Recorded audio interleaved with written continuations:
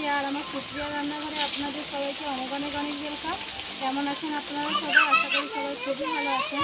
দেখুন বাইরে বৃষ্টি পড়ছে আর বৃষ্টির মধ্যে আমি আপনাদের সঙ্গে ভিডিওটি শেয়ার করছি। বাজার থেকে দেখুন ভিডিওতে ইলিশ নিয়ে এসেছি। ইলিশের যা দাম এই বছর ইলিশ খাওয়ার সাধ্য তো আমাদের মতন গরিব মানুষদের একদম নেই। তা সত্ত্বেও বাজার থেকে দুটো দেখুন মিডিয়াম সাইজের দুটো ইলিশ মাছ কিনে নিয়ে এসেছি। একটা 300 গ্রাম, একটা 350 গ্রাম। এই দুটো ইলিশ দিয়ে আজকে সরষে ইলিশের রেসিপি আপনাদের সঙ্গে শেয়ার করব। আগে একটা ইলিশের শর্ট ভিডিও করেছিলাম, সেটাকে তোমরা অনেকেই অনেক ভালোবাসা দিয়েছে। তাই আজকে আবারও একটি রেসিপি শেয়ার করবো ইলিশের। পুরো ভিডিওটিতে আমার পাশে থাকার অনুরোধ রইল। চলুন বন্ধুরা। এখন তো বর্ষাকাল, আর বর্ষাকাল হলেই আমাদের মনটা শুধু ইলিশ ইলিশ করে। তারপরেও যত দাম বাজারে ইলিশের, ইলিশ মাছ কেনার সাধ্য সবার হয় না। তবে মাঝে মধ্যেই ইলিশটা কম দামেই বিক্রি হয় আমাদের বাজারে। তো আজকেও সেই রকম একটু কম দামেই পেয়েছি। সাইজে ছোট হলেও কিন্তু ইলিশ তো ইলিশই হয়, তাই না বন্ধুরা? তাই বাজার থেকে ইলিশ মাছগুলো কিনে নিয়ে এসেছি। আর এখানে দেখুন, মাকে বললাম, মা তুমি কেটে দাও মাছগুলোকে।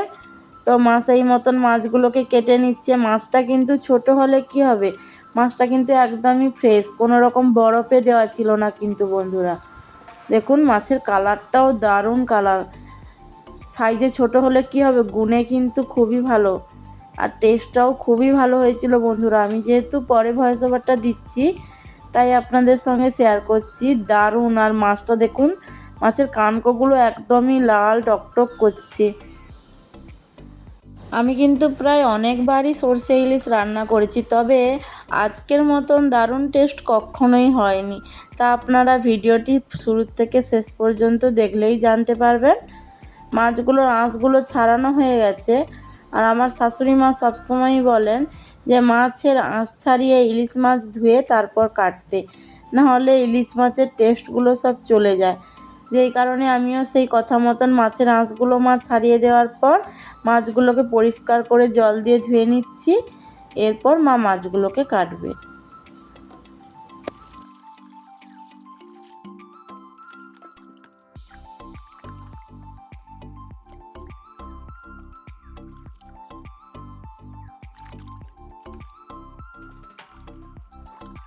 মাছগুলো আমার ধোয়া হয়ে গেছে বন্ধুরা।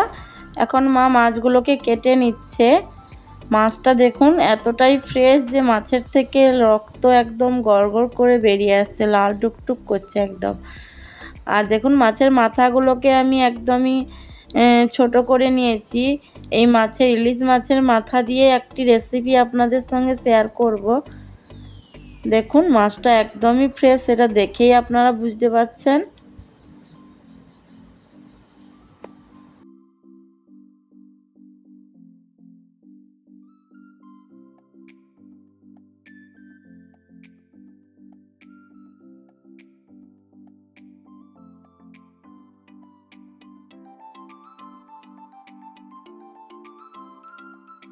চলুন বন্ধুরা, মাছগুলো তো আমার কাটা কমপ্লিট হয়ে গেল। এখন চলুন রান্না বসাই। আজকে আমি ইলিশ মাছের যে রেসিপিটি বানাবো, সেটা বাঙালিদের সবারই অনেক প্রিয়। আপনারা সবাই প্রায় এই রেসিপিটি একবার না একবার ট্রাই করেছেন। তবে আমি কীরকমভাবে বানাই সেইটাই আপনাদের সঙ্গে শেয়ার করব। মাছের আজকে ইলিশ মাছের সরষে ইলিশের রেসিপি শেয়ার করব। এই সরষে ইলিশটা বানানোর জন্য প্রথমেই আমি মাছগুলোর মধ্যে স্বাদ পরিমাণ লবণ ও সামান্য হলুদের গুঁড়ো ও 1 টিস্পুন সরষের তেল দিয়ে মাছগুলোকে খুব ভালোভাবে মেখে নেব। হাত দিয়ে খুব ভালোভাবে একটা একটা করে মেখে নিতে হবে, যাতে মাছগুলোর মধ্যে খুব ভালোভাবে লবণ মিশে যায়। আর সরষের তেল দেওয়ার কারণে এই মাছগুলো, যেহেতু আমি কাঁচাই রান্না করব, কোনো প্রকার ভেজে রান্না করব না, যেই কারণে মাছের থেকে যাতে আঁশটে স্মেল না বেরোয়, যেই কারণে আমি সরষের তেল দিয়ে ম্যারিনেট করে নিলাম। আর এখানে দেখুন আজকে আমার যেই মশলাগুলো লাগবে সেগুলো আপনাদেরকে দেখিয়ে দিচ্ছি।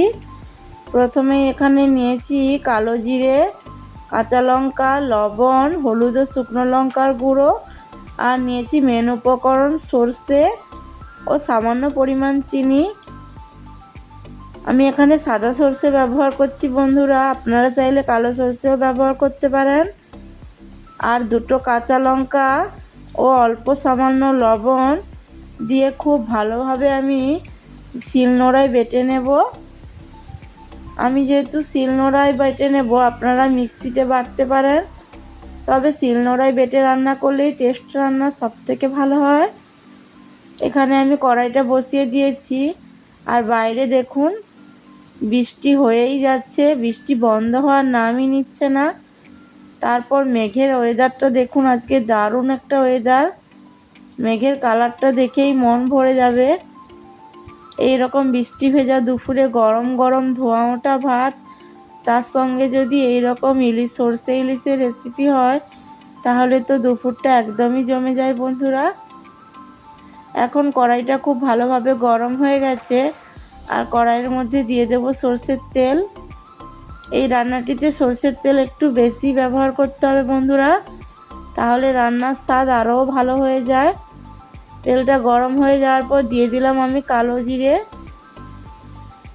দিয়ে দিলাম 3-4টে কাঁচা লঙ্কা চেরা, দিয়ে দেব হলুদের গুঁড়ো, লঙ্কার গুঁড়ো ও লবণ দিয়ে আমি হালকা ভেজে নেব, যাতে হলুদের কাঁচা গন্ধটা চলে যায়। দেখুন আমার হালকা করে ভাজা হয়ে গেছে। এখন দিয়ে দেব জল। জলটা দিয়ে আমি খুব ভালোভাবে ফুটিয়ে নেব। যতক্ষণ না পর্যন্ত ঝোলটা ফুটে আসছে, ততক্ষণ পর্যন্ত আমি ঢাকনা দিয়ে দেব। আর সেদিকে আমি দেখুন যেই সর্ষের পেস্টটা বানিয়েছিলাম, তার মধ্যে অল্প পরিমাণ জল দিয়ে ভালোভাবে গুলে নেব। আপনারা যদি কালো সর্ষে দিয়ে এই সর্ষে ইলিশটা বানিয়ে থাকেন, তাহলে অবশ্যই ছেঁকে তারপর ব্যবহার করবেন। কিন্তু আমি যেহেতু সাদা সর্ষে ব্যবহার করছি, আর একদমই মিহি করে বেটে নিয়েছি শিলনোড়ায়, দেখুন আমার একদমই কোনো দানা দানা নেই। সেই কারণে আমি সর্ষেটা না ছেঁকেই এরপর দিয়ে দেব ঝোলের মধ্যে।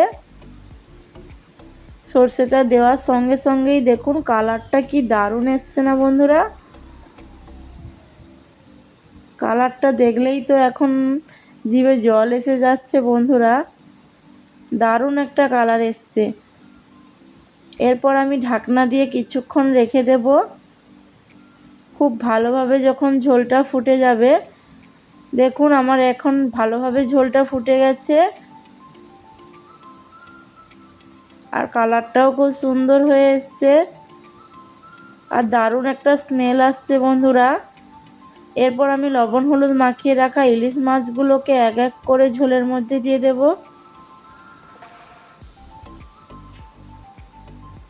ইলিশ মাছ রান্না করতে খুব বেশি সময় লাগে না বন্ধুরা, আর খুব বেশি উপকরণও লাগে না।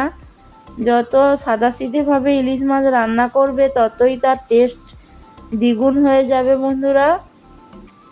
এখন ঢাকনা দিয়ে আমি প্রায় 5 থেকে 7 মিনিটের মতন রেখে দেব। দেখুন আমার 5 থেকে 7 মিনিট হয়ে গেছে, আর রান্নাটাও আমার প্রায় কমপ্লিট হয়ে এসছে। এখন খুন্তি দিয়ে হালকা করে নেড়ে নিতে হবে, যাতে মাছের এপিঠ ওপিঠ দুপিঠই খুব ভালোভাবে সেদ্ধ হয়ে যায়। আর নামানোর আগে সামান্য পরিমাণ চিনি দিয়ে দিলাম,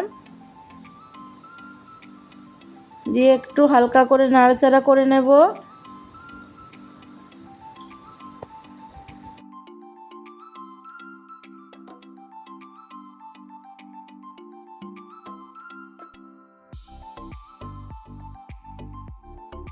দেখুন বন্ধুরা আমার রান্নাটা একদমই কমপ্লিট হয়ে গেছে।